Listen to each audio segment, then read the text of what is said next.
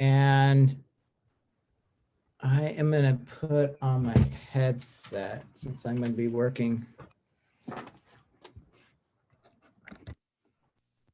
and showing some slides. So let me make sure this got switched over correctly. Looks good.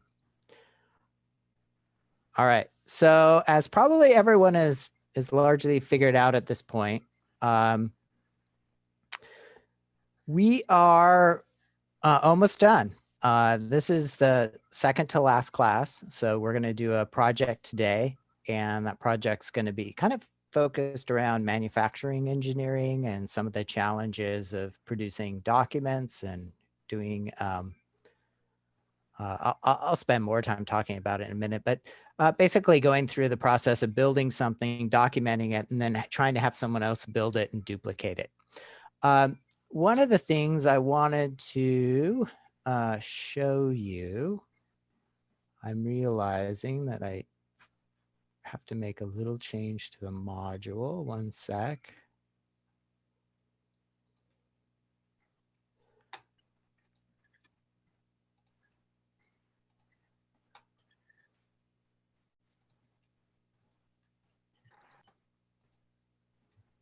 Okay, so let me share from over here.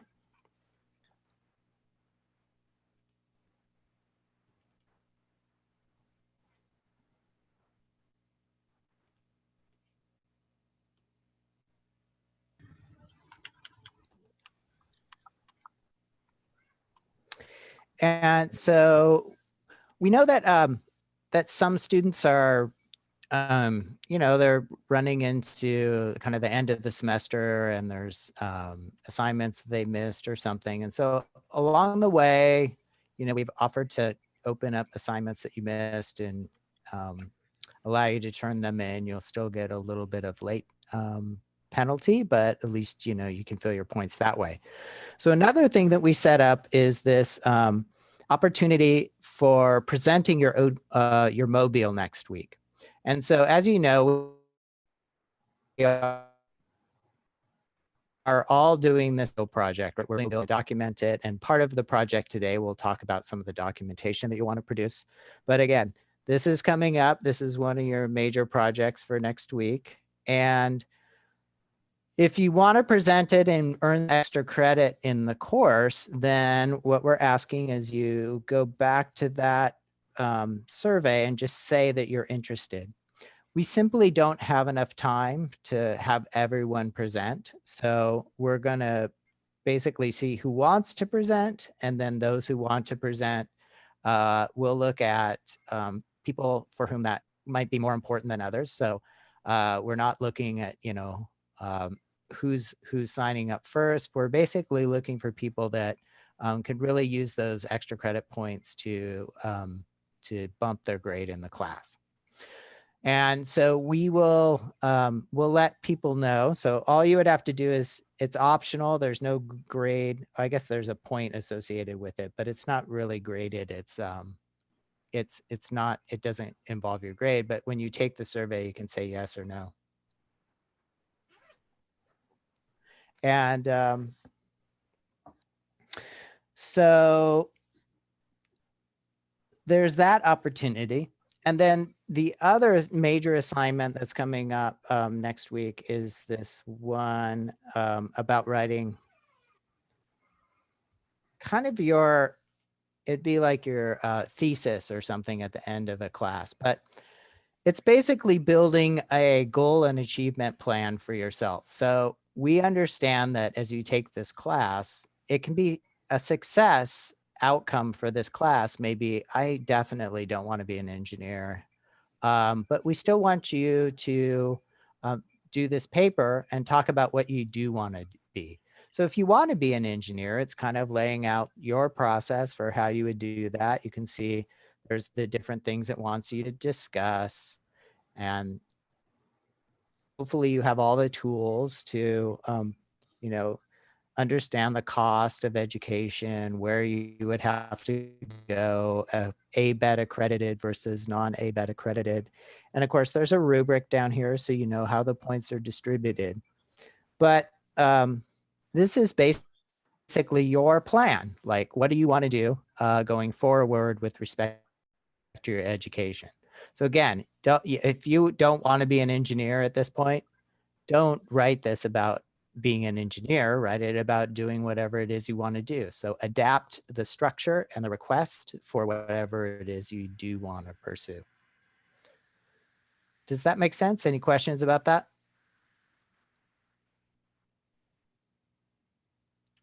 Okay. Let's go back to the module.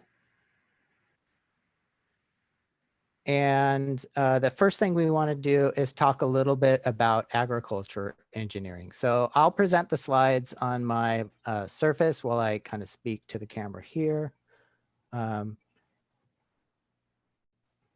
And these you can follow along with. You should be able to pull up these slides if you'd like. And this is a slideshow that was put together by one of our alums, Keenan Roop. He was here about probably 3 or 4 years ago and was a member of the Engineering Abroad team, and his family owned some property. And so they were looking at different ways of growing, putting an orchard on it basically. And so this kind of came out of his project to do to make those upgrades to their property. So in general, agricultural engineering is kind of big. It's a big part of,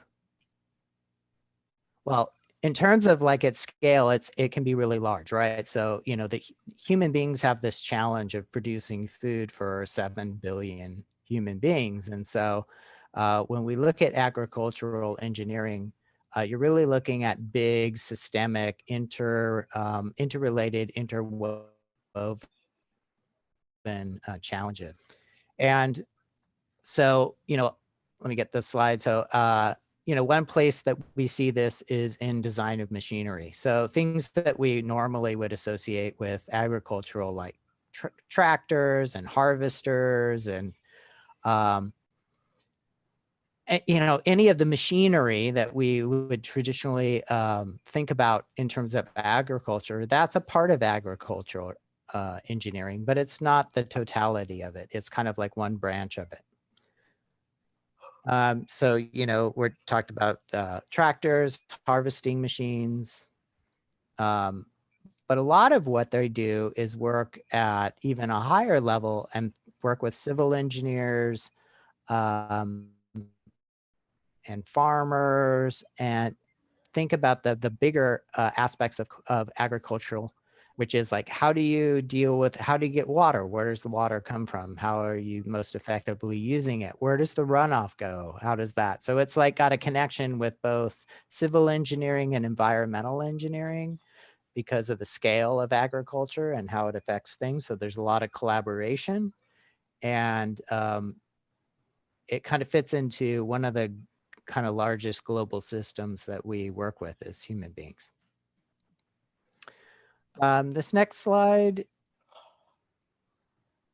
hopefully it'll come up. It's not, it hasn't come up. Oh, here we go on my screen. You know, so we talked about water use. So water use is a huge problem. If you have been paying attention, you would find that like all of the water tables basically in farming country in the United States is going down.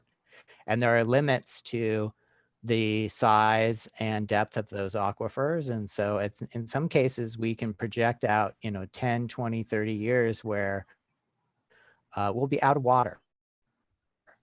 So we have to start dealing with that now. And so this first cycle that you see in the first picture there is kind of the cycle of pulling water out of the groundwater, pumping it on, you know, into a field, and then it will eventually return to the groundwater. But what does it bring with it, right? So there's a lot of agricultural kind of chemical artifacts of agriculture based on the pesticides and the fertilizers we use. How do you optimize that? How do you lose as little water in that process as possible? And how do you maintain a healthy aquifer? More locally, we have a challenge with saltwater intrusion.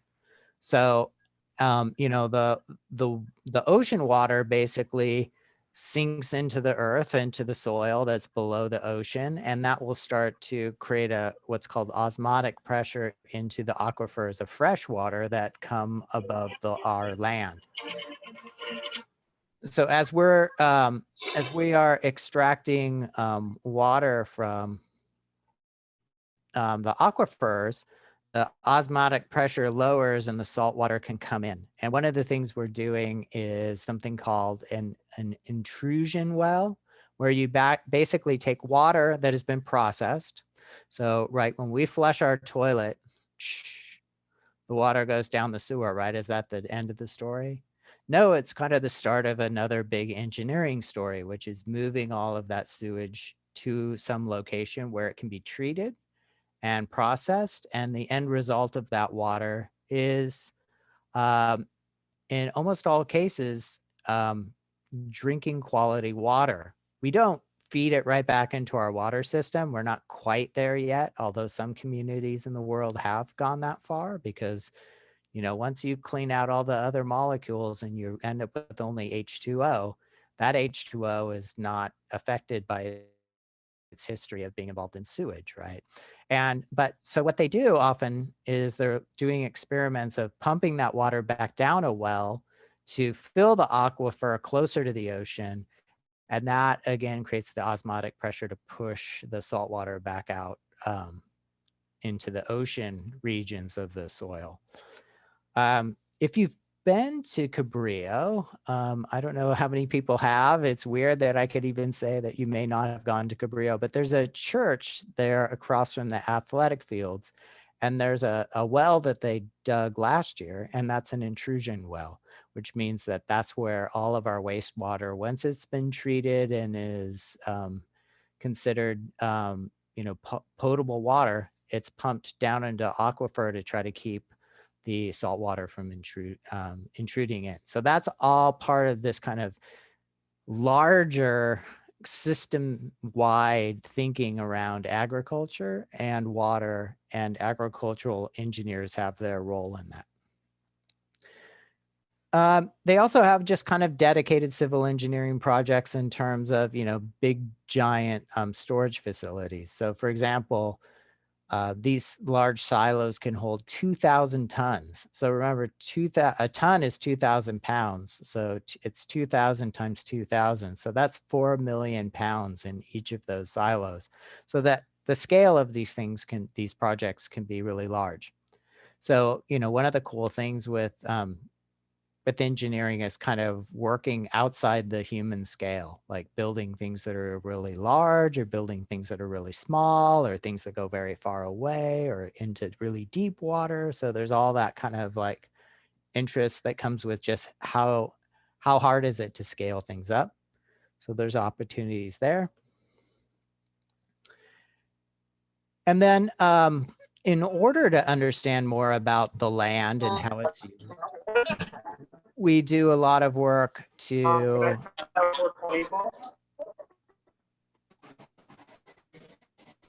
hold on one sec. Seems like I am not authorized to mute certain people. So if could you make sure, everyone make sure you're muted? Just rolling back, right? So there's the topography of the earth, right? So a lot of engineering, especially large civil engineering projects where you're putting in a bridge or building a dam, or even if you think about how you drive on a freeway through the mountains, you'll see there's something called cut and fill, right? So they'll cut away a mountain and you'll go through a little passageway, and then they take all the dirt that they cut out of that little, it's not a tunnel, but it's kind of like a little valley that they cut.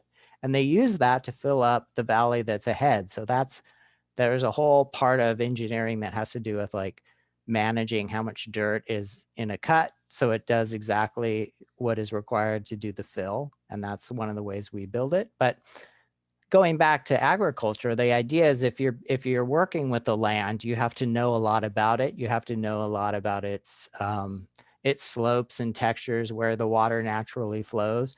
And so that involves surveying. And of course, surveying is not just kind of working with line of sight things and total stations anymore. It also involves things like, sorry, um, like drones and other things that use advanced technologies basically to map out properties and to understand how water flows. Because we don't always have the option of having a perfectly flat field in which to grow. So we may have to think about how we're managing water and resources by being a little bit more creative and moving water and how we design a field. You've probably all seen terraces, for example, on hills so that you have little flat regions and then there's kind of a stair step down and another flat region and then another stair step down and another flat region. Well, that's so you can have like, flat land on a hillside. And surveying also moves beyond just like how the land is, but understanding what the air is like and what's going on with the water quality. So you can there's a lot of kind of sensors and what we call the Internet of Things that's entering agriculture. Why water a field if it doesn't need water? So there's a lot of kind of like feedback coming back out of these systems so that you can more efficiently decide how much water to use, how much fertilizer to use, how much pesticide to use, and how to manage all that. And then on the other side of that is sort of the biofuel production. So as we look at agriculture produces a lot of corn, and that a lot of that corn is used to produce ethanol at this point, and that ethanol goes in as fuel. But there's also like biofuel that comes in, biodiesel, and how is that produced, and other kind of agricultural connections to the energy industry. So, you kind of have like a lot of different environments. There's really sort of the lab environment in which agricultural engineers function as well. And so that would be more like, what are the processes for producing clones of plants? Like, how do I understand all of the, well, for instance, in the past, I've gone out to Driscoll's with students before, and Driscoll's has a whole process, a whole giant laboratory where they look at different species of strawberries, they clone them and breed them and clone them, and then they test them against like what is their water need, what is their fruit quality, what is the taste aspect, how long does it live on the shelf, is it pest resistant, is it fungal resistant?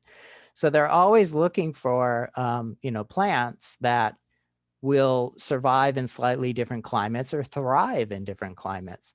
And so that is a lot of like very deeply scientific, deeply technical kind of lab work that comes with evaluating and working with plants.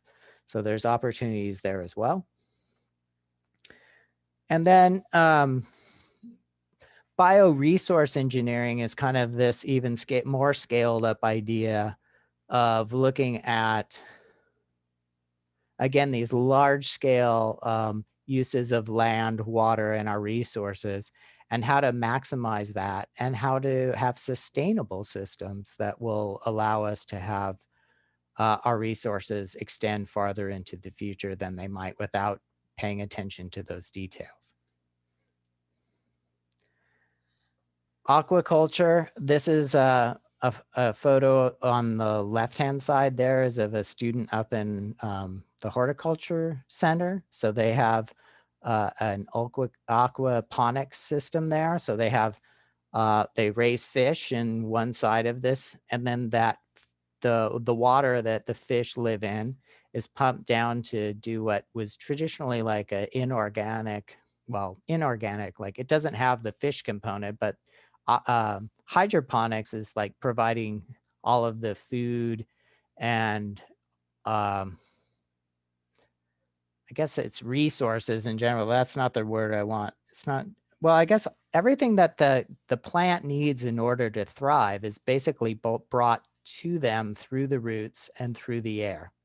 And so hydroponics is bringing that with it, basically leaves the dirt out and it just finds methodologies of keeping those roots moist and fertilized so that the plant can grow. So aquaculture and aquaponics is basically, instead of using inorganic fertilizers that come in through just chemistry and chemical engineering. They're using fish and the fish's waste products to basically pump out to the plants that then absorb that. And so you get this kind of self-sustaining cycle where the fish are feeding the plants, and the plants then you don't have to have that other input from basically the kind of chemical industry in order to have fertilization. And then this is basically that bridge between sort of the biofuel production and the modifications to farming equipment to utilize that. So, different fuels require different kinds of engines. And so as we've kind of moved from like, in Europe, it's not unusual to have natural gas powered automobiles. Like you can go to a gas station just like you do here, but rather than pump gas, you pump liquid propane. And that's less common in the United States. But we have a lot of natural gas powered, like our buses in Santa Cruz. All those buses are powered by liquefied petroleum gas. It just hasn't entered kind of the consumer vehicle market. But anyway, there's a lot of technology that comes on both sides of that. One is how do you produce the biofuel? And then the other side is how do you produce engines that can accept that biofuel? So there's opportunities there as well. This is the technical society or professional society for, agricultural and biological engineers. And this is their contact information. And then just kind of some summaries here. The agricultural engineer really has a much bigger role than just making farm equipment. So they study the land and find its best purpose. How does it most optimally produce something that's needed? It requires us to test the land and to understand how it works. So you're designing experiments to test things. You're looking at maximizing the production of food resources and also, how to do that with little or no environmental cost, right? So you're looking for sustainable systems. There's a lot of kind of lab work that can go into that. So, even if you're not looking at what we would consider genetically modified organisms, GMOs, they're still just in breeding. Traditionally, the whole process of breeding plants has its own kind of technical aspects. And understanding what those breeds provide to you, like do they provide pest resistance? Are they drought resistant? Are they heat resistant? Those are big things that don't involve, you have to basically pay attention to know what's happening there. But the same crop or like the same, like tomatoes are a good example of a plant that has a lot of different varieties. So in Santa Cruz, where I live, like there are certain varieties of tomatoes that grow really well, and then others that they get big green tomatoes like this, and then they never ripen because our summer is not long enough, it's not hot enough, and so it just kind of ends the season never having made it to the end of the fruiting process. And then, there's a lot of opportunities to work with other groups. There's a lot of money right now going into, what we call vertical farming. So, or, above ground farming. So, a lot of the chemicals that have been traditionally used and are toxic that they use to sterilize land, they're having to find alternative ways. And so there's a lot of money in biotechnology or,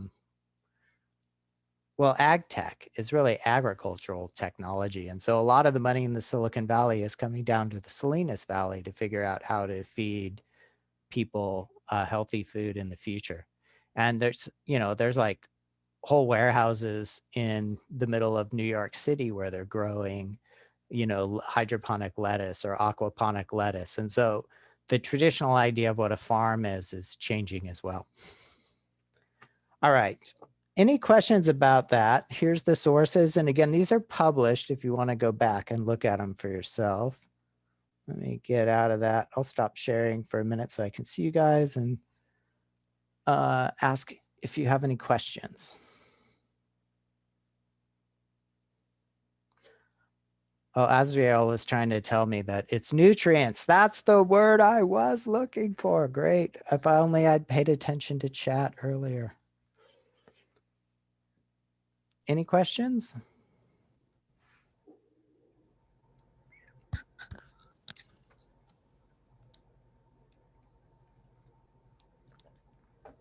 All right. In that case, we will venture forward.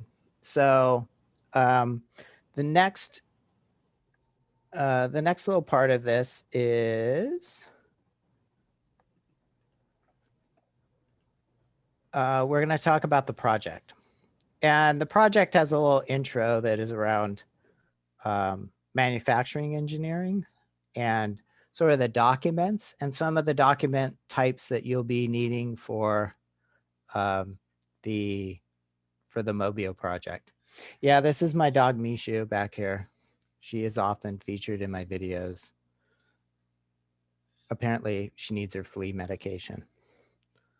All right, so let's get this started and talk a little bit about manufacturing engineering, and in particular, this project. So manufacturing engineering is really the specialty of finding out ways to efficiently produce things. And so, these are all kind of, well, with the exception of that motor, right? They're showing sort of the processes that we use, like how does a product get made, right? And that has a lot to do with, factories and like how a factory can be modified, bringing all of the parts that need to be assembled, like to the exact location at the right time. So there's a lot of kind of logistical optimization that happens in manufacturing engineering. And there's also a lot of innovation that happens in manufacturing that then shows up in the product cycle. So one of the companies that I think does this like pretty often is Apple, for example. So they'll have some manufacturing process where they're taking and, making a new kind of laptop body, and they'll advertise it as like a revolution in the manufacturing industry that makes it a better phone in your hand. And so there's always like kind of this evolution of like, how do we make things, like how do we build machines that produce metal parts in unique and different ways, more efficiently, more precisely. And so there's always kind of this effort to make new ways of manufacturing things. So you're looking at basically all of these processes, like the systems that bring it together, what are the processes, then the machines and the tools and the equipment. So like when you're thinking about, we have robots incorporated into manufacturing processes almost everywhere. They're, and computational devices, little computers, sensors. But if you went back 100 years ago and looked at how things were manufactured, you didn't have computer controlled machines, you had human controlled machines, right? So as that technology of how we can make things evolves, it allows other things to be made. So there is a feedback cycle from basically how do we make things to the engineers that make things, and they say, hey, we can use this process to make something new. And so there's kind of this loop that happens as they do that.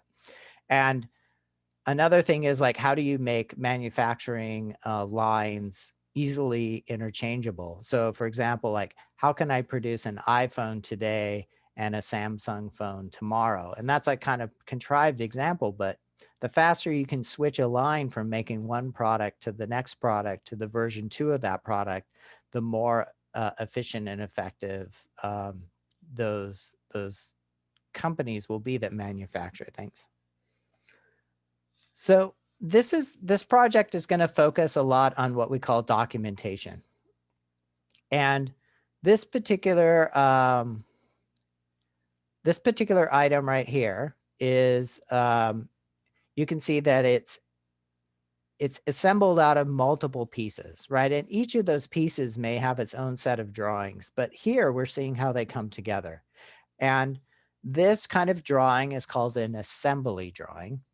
And if you look down there into that bottom of the drawing, if you look in the bottom right-hand corner, it says Fox Factory. So this comes from an engineer that used to, you know, well, it still works at Fox, but he would often come and do this presentation where he would sort of, you know, everyone, this is, I'm basically trying to say I'm stealing this from him. So he would come in, he would say, you know, what do engineers do? What do they, you know, what do they do? And people would eventually kind of come to this conclusion that engineers make things. And he's like, no, wrong. Engineers don't make things. They make documents that tell other people how to make things. And there's a kind of reality to that, which is, you know, engineers are often in a tight loop between documenting something, having it built, testing it, and then making changes. So there's this tight cycle, but it involves more than one person. So engineers often don't make things. They make things in teams and they produce documents that then go to a manufacturer that then makes a prototype. And then that's how the cycle runs. So this particular type of drawing, the assembly drawing, and that list below is what we call a BOM, a B-O-M, a bill of materials. And you see those big numbers on there, like the 8, 4, 3, 5, 7, and 6. They correspond to the numbers on the BOM on that table and basically tell you, what is this thing? What is its part? How many of them are?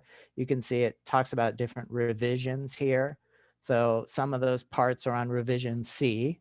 So revision A, something they probably discovered some deficiency in it and went to revision B and then found a problem with that and came with revision C. So you're starting to see how things evolve, how products evolve. So for this project, you're going to be basically producing some set of drawings, and they don't have to be exactly an assembly drawing, but you're going to have to produce some drawings, and they're going to be like, you know, hand drawn probably. And a BOM for a little Lego structure that you make. And so as a design team, you're going to work to design something in this kind of Lego CAD system. I'll demonstrate it in a minute. And it'll take you probably about an hour. And what you're going to do is you're going to make this thing in the design system. Then you're going to make drawings of it. And you're going to make a bill of materials, and then you're going to make some instructions, like if you have some, you know, another verbal way of describing how to do it. And then you're going to give me the screenshots of the actual little models that you made, the Lego models. And I'll post your instructions with your drawings, your bill of materials, and your instructions, and see if another team is able to build it. So you need to have your sketch of the structure, and you need to have bubbled numbers on it. And those will correspond to the different Lego pieces. Then you're going to produce this bill of materials. So you'll say, like, you know, maybe it's a 3x2 Lego, and you'll write 3x2 Lego and it's blue, and that'll be on your bill of materials. And then you'll have, you know, these instructions that if you have like some particular aspect you really need to describe in words, you can do that as well. And we talked a little bit about assembly drawings. So you can make an assembly drawing, but that may not be the best one to do. Like you have to kind of like use your intuition about how to communicate an idea visually, and how it fits together with the instructions and with the bill of materials. So hopefully with all those things, you can produce something. So in our bill of materials, you're going to have an item number, you're going to have the size. And so for Legos, you know, it depends on the type. It could be a 1x8 kind of Lego if it's just the blocks. But in this particular program, there's an actual little part number that you could use as well. Then you want to talk about the color. And then if we go back, oh, that's the wrong computer. You'll see in this particular example, I guess I can't really zoom in any further, but you'll see For example, if you look down on the bottom left-hand side, there's all of those bearings that are repeated, right? Item number 5. Let's see if I can show those here. Oops, that is not what I wanted. I think, well, you can see 5. So you don't have to reinvent a number to like show another part. There's a lot of duplicated numbers on here because they're just duplicates of that part. So you don't have to have a new number for each thing. So when you're building your bill of material, you may say there's 8 of these in the diagram or in your drawing. You don't have to have separate entries for each of those 8, as long as all the other things are the same. And then this is like that process of building it. So let me, so part of the process is when you build something from someone's instructions, you'll take a screenshot of what you built and hopefully the 2 things match. And, you know, it's just a kind of like, it's kind of like a game of telephone, I guess, if you've ever played that game where someone whispers in your ear and then you whisper in the next person's ear. And then by the time it gets back to you, it's totally changed. Well, you know, you're going to find that there are things that were not adequately specified in the instructions and you have to make a guess. So you want to just kind of note those and be aware of those so that, as you encounter those challenges as an engineer, you kind of are very clear, like, oh, I can see they're going to mess the, you know, like this is an easy situation to mess up. So you want to provide an extra note so that people will avoid those. All right, let me end this slideshow and jump back to the module. So if we go to this Lego structures,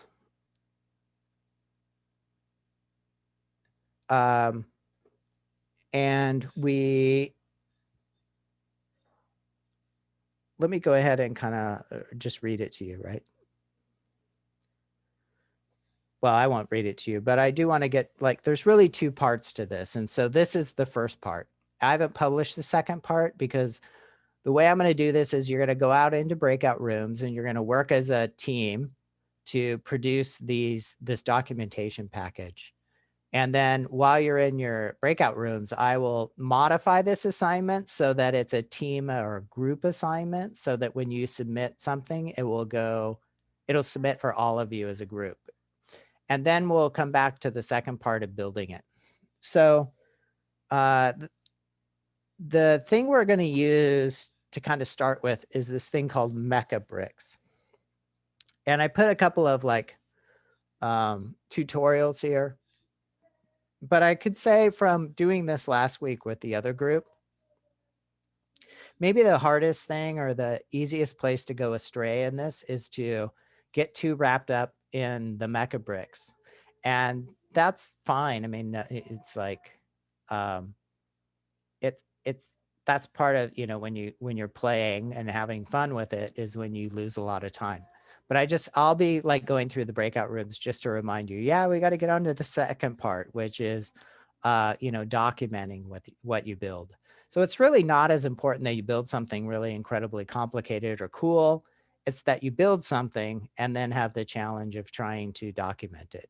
So for that, you need to use at least 12 pieces. And you shouldn't just like make them all the same. So if you just took like 12 2x4 bricks and stacked them up, that's really not a very interesting thing. And so I would call that out. So you want to build something that's, I don't know, unique or interesting to look at so that it's kind of interesting to try to go through the process of defining it and documenting it.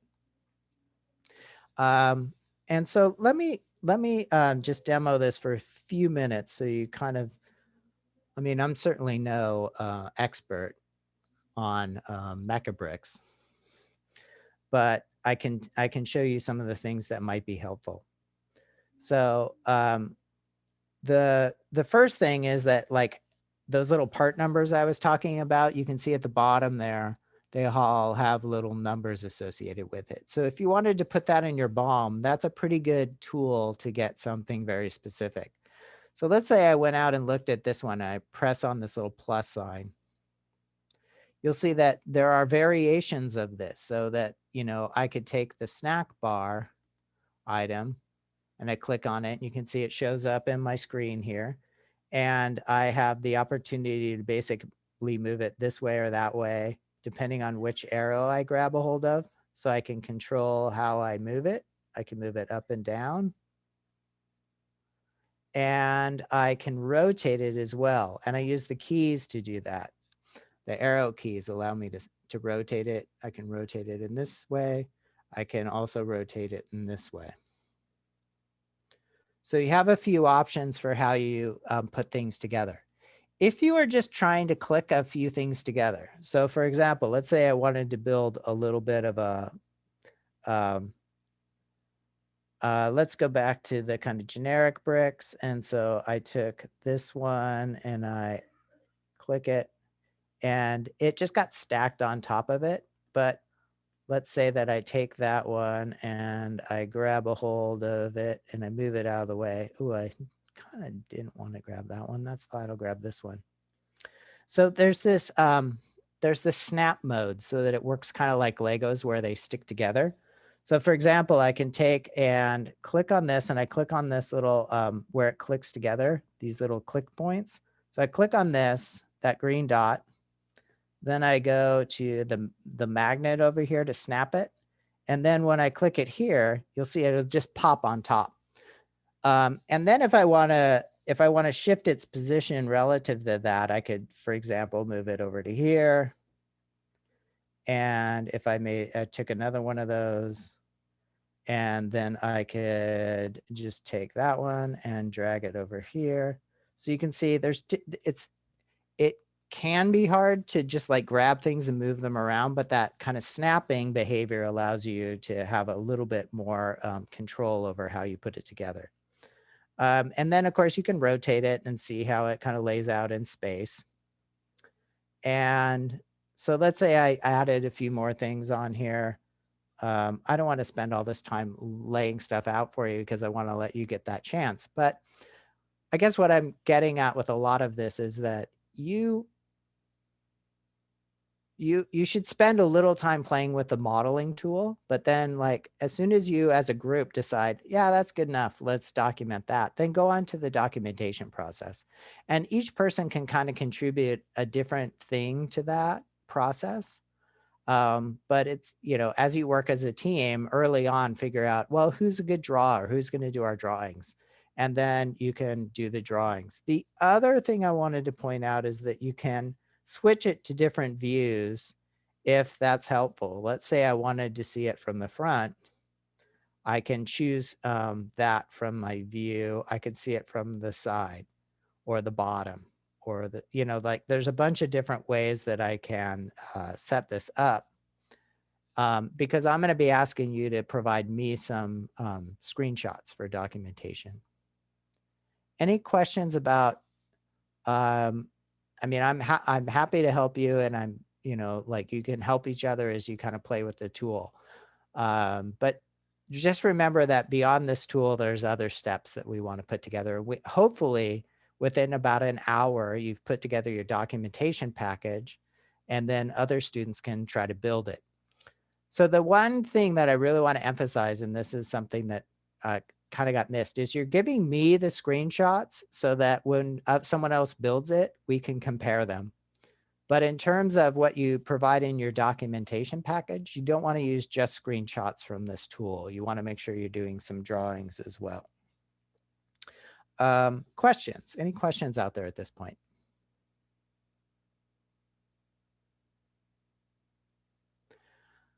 The last thing I will do is I am going to I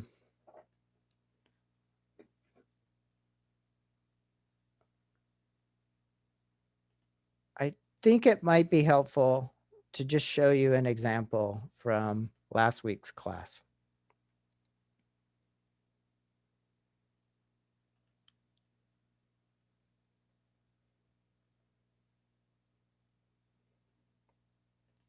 So for example, this is the documentation package that this group made.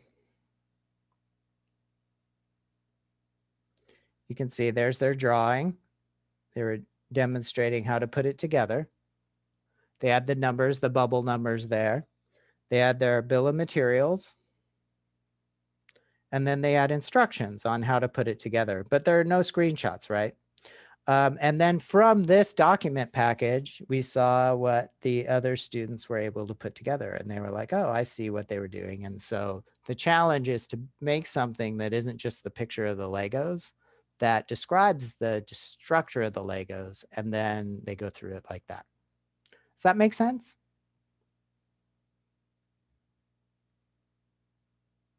Yeah, that makes sense. Thank you. All right, so what I'm going to do is I'm going to go ahead and stop recording now. Well, stop sharing, and I'm going to leave the meeting with that computer so that when we make breakout rooms, they're a little, I don't get double counted in my other, with my other computer.